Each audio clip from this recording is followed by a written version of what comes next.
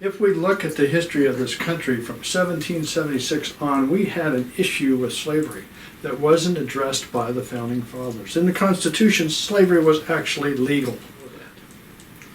As the politicians started to realize that there's going to be an issue with slavery, there was also a political issue coming forth.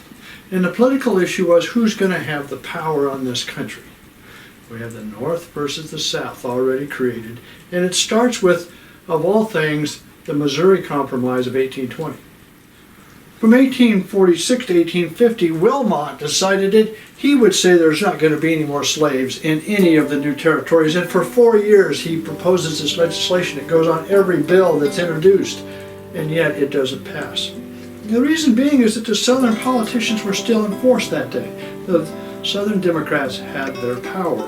What's interesting is the next thing that happens is that a young lady by the name of Harriet Beecher Stowe decides that she's going to let everyone in the country know what every slave is facing, no matter where they are, and she writes a book called Uncle Tom's Cabin. And in that book she portrays the slave life as one of working all day and getting whipped all night.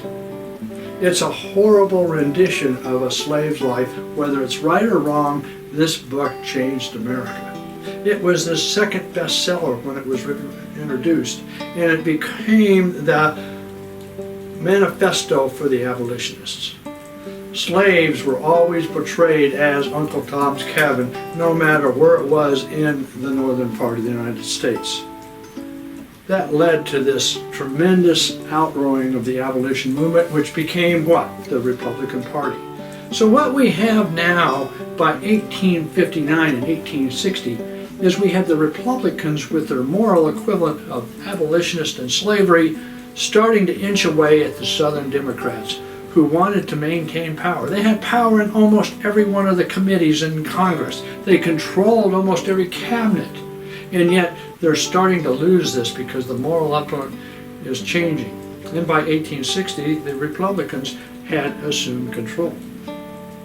And what they did next is even unbelievable. They split the Democratic Party. So by the election of 1860, the Democrats are split south and north.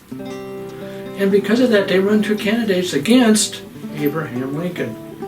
So in 1860, a little-known Illinois lawyer who served one term in the U.S. House is elected President of the United States of America.